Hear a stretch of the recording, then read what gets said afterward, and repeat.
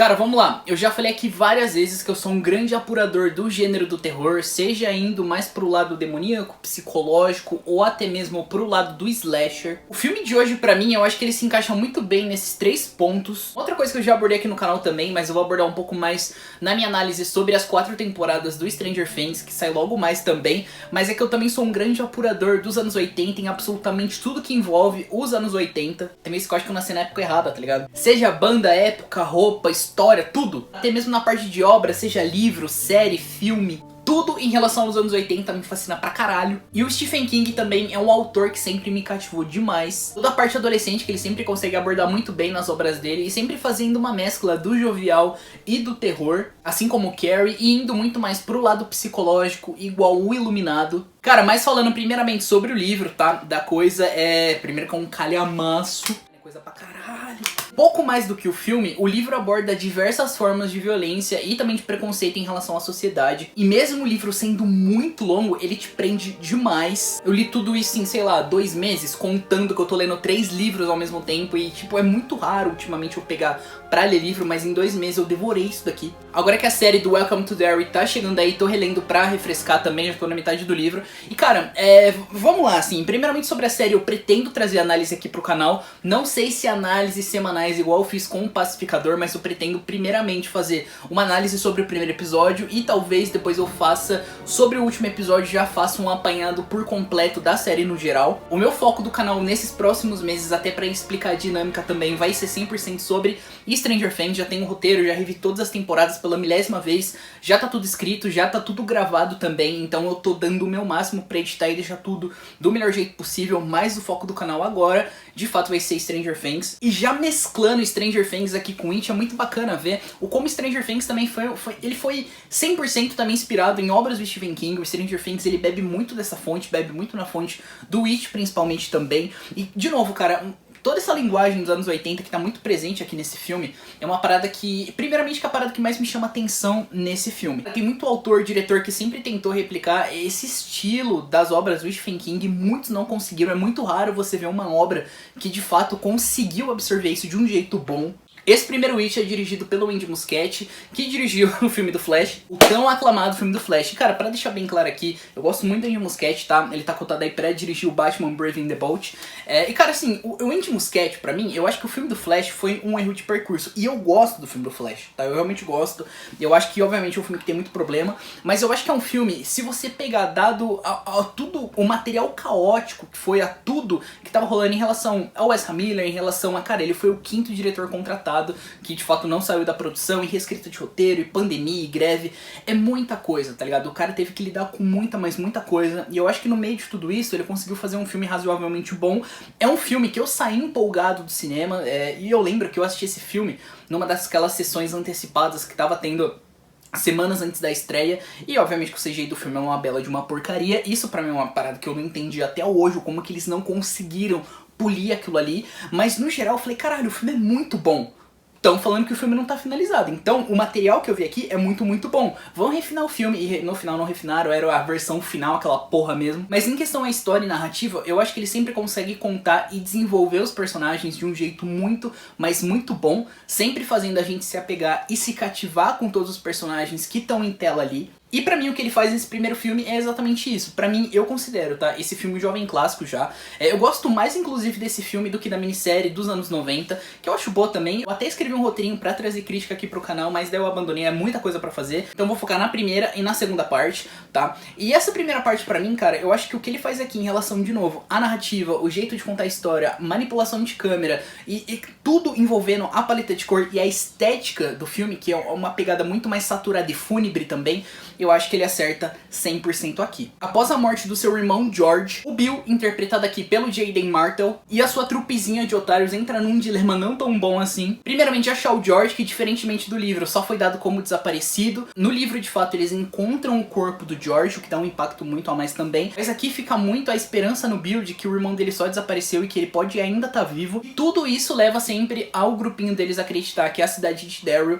pode estar completamente amaldiçoada por um palhaço dançarino. dançarino. Cara, em relação ao elenco, em relação à química de todo mundo junto aqui, pra mim é um puro ouro. Finn Wolfhard, nosso querido Mike de Stranger Things, ele tá maravilhoso aqui, completamente dando um contraponto do Mike em Stranger Things. É um personagem completamente diferente. A Sophia Lillis, o Jack Dylan Grazer, o Jeremy Ray Taylor, o Wyatt Oleff e o Joseph Jacobs. Cara, todo mundo aqui, sem exceção nenhuma, tá todo mundo muito bem. Todo humor, todo timing cômico vindo deles aqui é tudo muito bem colocado. Do Rich, principalmente, o filme tem piadas excelentes.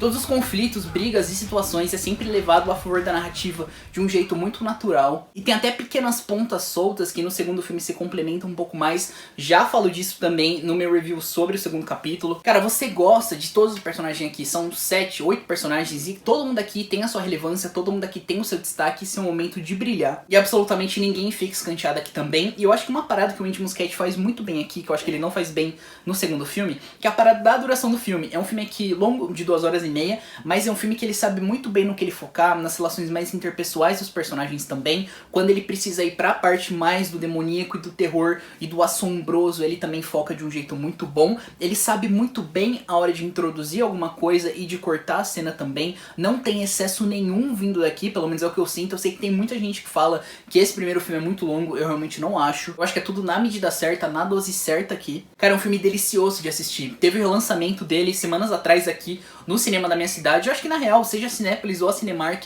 relançou esse primeiro filme. E cara, foi uma delícia. Eu não lembrava que o filme tinha 2 horas e meia. E na hora que eu olhei no relógio, na hora que o filme acabou, eu falei, caralho, tem 2 horas e meia esse filme. Parecia que tinha sido 1 hora e meia, tá ligado? Foi um filme delicioso de rever. O Bill Skarsgård aqui como Pennywise, pra mim, cara, ele tá fudido, ele tá muito assombroso. E eu gosto muito, seja do trabalho de maquiagem que eles conseguem fazer aqui e a mescla que eles fazem do efeito prático e do efeito visual. Você sente medo pra caralho dele. E eu nunca tive medo de palhaço, mas aqui, mano, é impossível você assistir esse filme e, sei lá, dormir tranquilo de noite. Que o Andy Muschietti, ele usa uma paleta de cor que contrasta com um tom mais vibrante e saturado como vermelho, amarelo e um azul um pouco mais intenso, com sombras profundas e um tom de marrom e cinza mais escuro, e cria muito bem uma atmosfera de terror e de nostalgia. O uso dessas cores que são completamente contrastantes é muito, mas muito necessária para criar justamente o contraste entre a nostalgia, a infância, a inocência e o lado mais do terror. O jogo de câmera do Muschietti aqui é muito, mas muito dinâmico também. Ele sempre vai colocar no primeiro plano alguns elementos que são de fato mais ameaçadores, sempre no primeiro plano ou de uma forma um pouco mais proeminente, usando uma profundidade e uma linha justamente para conseguir guiar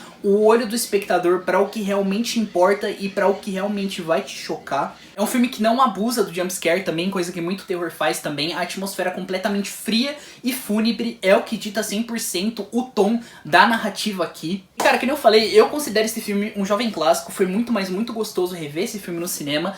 E esse filme pra mim, cara, é um filme basicamente perfeito. É um filme basicamente perfeito. É o melhor filme, obviamente, do Andy Muschietti. É muito melhor que Flash. Eu gosto muito de Mama também. Mas esse primeiro It aqui pra mim é um filme que eu não tenho absolutamente nada pra reclamar. Nessa última vez que eu fui pro cinema, cara, eu fui rever ele pra tentar justamente trazer essa análise pra vocês. E de um certo ponto, de um ponto mais técnico, de um ponto mais crítico também. E eu saí do cinema mais uma vez completamente, cara, satisfeito, tá? E pra mim é um filme 10 de 10. O que eu não posso dizer, infelizmente, do segundo filme, que melhorou pra mim nessa segunda assistida também. Mas na época eu saí meio puto do cinema. Foi um filme que eu saí completamente, cara, cansado. É um filme longo, eu já falo um pouco mais sobre a duração dele também. Mas nessa segunda assistida eu não senti tanto isso, mas ainda mesmo assim pesa. E outro ponto que eu trago aqui também, que eu falei em diversos vídeos, é, cara, revejam filmes, tá ligado? Você pode ter uma interpretação completamente diferente. Esse filme, pra mim, ele melhorou bastante. Cara, em contrapartida com o primeiro filme, eu acho que ainda ele não se adequa. Eu acho que ele não chega nos pés do primeiro filme, que nem eu falei, pra mim, é um jovem clássico. Esse filme aqui, eu acho que ele tem coisas absurdamente interessantes. E eu acho que a parada mais interessante desse filme é o quanto ele se completa com o primeiro capítulo. Esse filme aqui, pra deixar bem claro, ele não é uma continuação. Deixa eu pensar num exemplo aleatório. Vamos colocar aqui, primeiro filme que eu pensei, Homem de Ferro. Primeiro filme do Homem de Ferro, ele apresenta o personagem, apresenta a situação, desenvolve o personagem e fecha o arco dele ali no primeiro filme. Vindo o Homem de Ferro 2 em 2010, que é uma outra história, é uma outra pegada, é uma história completamente diferente, é um outro arco se iniciando pro personagem. Aquilo ali é uma continuação que se passa anos depois. Aqui é uma história só. Eu vou dar outra comparação aqui. Igual a trilogia do Nolan, que são 3 filmes, no caso, só que é uma história dividida em 3 partes. Aqui no caso é uma história dividida em 2 partes. Então é muito, mas muito interessante você conseguir ver o quanto o primeiro capítulo e o segundo capítulo, eles se complementam, principalmente em relação à narrativa e até o desenvolvimento dos personagens. O filme se passa 27 anos depois dos eventos e da morte do Pennywise do primeiro filme. Eu coloco morte porque ele não morreu. Aqui já tá todo mundo crescido, já tá todo mundo levando a sua vida. Alguns muito bem financeiramente e profissionalmente, mas alguns ainda remoendo e lidando com os traumas do passado. E é exatamente aí que entra o Mike, interpretado aqui pelo Isaiah Mustafa. Após todo o trauma causado pelo Pennywise em Derry 27 anos atrás, ele é o único que permaneceu em Derry também, se preparando e sempre aguardando o retorno do Pennywise. E após um assassinato num parque de diversões, tendo alguns relatos que viram um palhaço lá e 385 balões flutuando, ele pensa, beleza, fudeu, o Pennywise voltou. E é exatamente aí que ele volta pra reunir o Clube dos Otários mais uma vez. E cara, um ponto muito difícil que eles conseguiram manter aqui muito bem é toda essa coerência do elenco mais jovem e do elenco mais velho.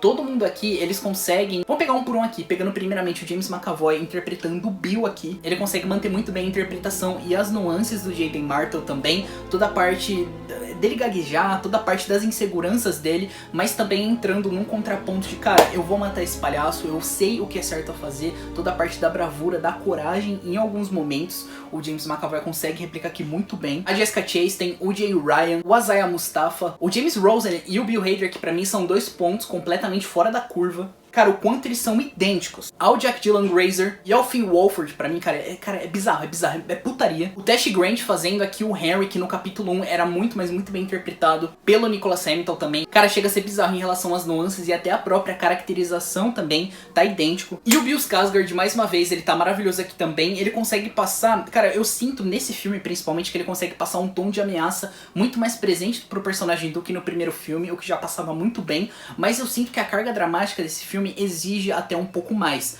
Vou dar um exemplo aqui. A própria cena do parque de diversões da criança. É uma cena que primeiramente ela é absurdamente bem dirigida. E aqui pra mim já entra mais uma vez a direção do Andy Muschietti, que eu acho primorosa nesse filme aqui também. Mesmo com alguns problemas aqui de cut, já falo um pouco mais sobre isso. Mas essa cena principalmente, eu acho que ela tem um tom de vertigem muito presente ali. Um tom... Você teme, de fato, pelo que pode acontecer com aquele moleque ali. Tem um senso de urgência muito bom. James McAvoy tá muito bem naquela cena ali também. É tudo... Todo jogo de câmera é muito dinâmico, é tudo muito bem construído ali. Mais uma vez, toda a parte da maquiagem e do efeito prático com efeito visual é tudo muito bem mesclado. E voltando a toda aquela parte que eu falei desses 2 filmes se completarem muito, eu gosto muito deles usarem aqui justamente os flashbacks que ficaram de fora da história do primeiro filme pra conseguir completar a narrativa aqui. E é tudo feito de um jeito muito orgânico e natural. Vou dar um exemplo aqui, a própria trama do Harry, que a gente vê no primeiro filme ele caindo no poço e a gente pensa, beleza, ele morreu. Presume-se muito que ele morreu ali no primeiro filme, mas aqui você tá acompanhando a história 27 anos depois, corta pro esgoto e ele saindo do esgoto, você fala, não, peraí, então é um flashback. E eu gosto muito do jeito que a narrativa manipula isso, justamente sem aparecer aquele flash na tela de 27 anos antes, 27 anos depois. Aqui é tudo feito de um jeito tão natural e você não se perde com muitas informações acontecendo na tela. Então, de novo, eu acho que é um mérito do Andy Muschietti e do roteiro também de conseguir manipular isso no público, pro público justamente não se perder. Do mesmo jeito acontecendo com o Ben caindo no esconderijo do Clube dos Otários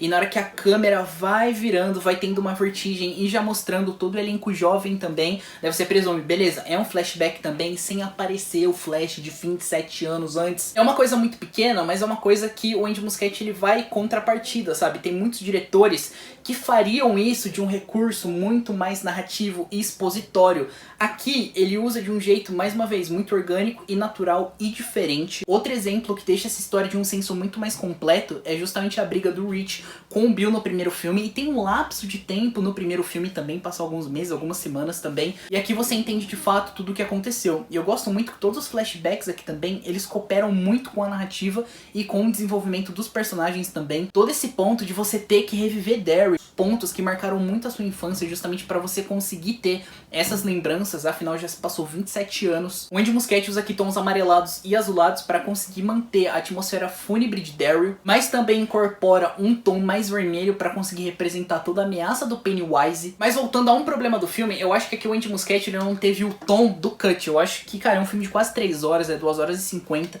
Você sente muito ainda na tela isso daí. É um filme que tem cenas que eu acho que, assim, exatamente como eu falei no meu vídeo sobre uma batalha após a outra, e vou comparar aqui também. É um filme que ele te apresenta situações extremamente coerentes pra narrativa e eu diria até relevantes.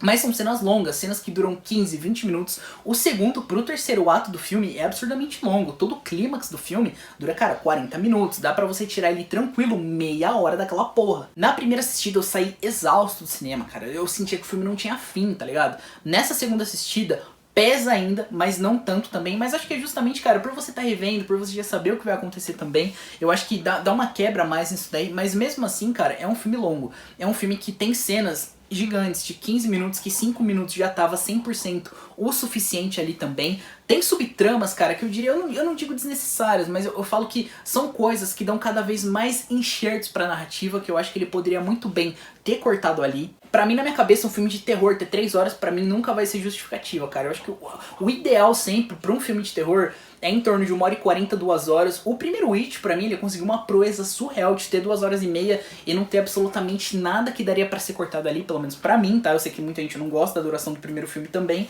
mas eu acho que o primeiro filme, pra mim, de novo, é um jovem clássico e não tem nada pra mexer ali. Eu acho um filme perfeito, redondinho. Ah, mas o It dos anos 90 tem 3 horas também. A HBO lançou uma versão de 3 horas, juntando a minissérie também, mas, cara, era uma minissérie, não era um filme. Eles juntaram, empodaram tudo, amarraram e fizeram uma minissérie também. O que, nesse fato, não acaba ficando longo, porque ele tem um formato de uma série, tá ligado? Então, a narrativa, ela vai se comportar de um jeito completamente diferente. Mas eu gosto, tá? Eu acho uma minissérie bacana. Eu prefiro ainda o primeiro filme do Andy Muschietti, e de um certo ponto eu prefiro até um pouco mais esse segundo filme também. Mas é uma minissérie legal, tá disponível na HBO Max. Cara, mas basicamente é isso. Eu acho que não tem mais muito que eu me alongar aqui pra falar desse segundo capítulo. Que nem eu falei, eu acho que ele faz jus à obra, mas eu acho que ele não é tão perfeito quanto o primeiro filme. Mas mesmo assim, eu acho que o Andy Muschietti faz um excelente trabalho aqui também. E se você pegar, mais uma vez, que tanto o primeiro capítulo e o segundo, eles se complementam de um jeito absurdamente surreal, no geral, o Andy Muschietti faz um puta trabalho aqui também. E se você juntar esses dois capítulos como uma obra só também,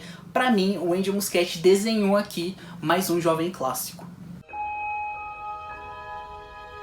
Fala aqui pra mim nos comentários se você gosta mais desses dois filmes ou se você gosta mais da minissérie dos anos 90. Fala pra mim qual que é a sua expectativa pra série que já estreia domingo agora. Não esquece do like, de se inscrever no canal e não esquece também de ativar o sininho. Muito obrigado por assistir mais esse vídeo. Tchau!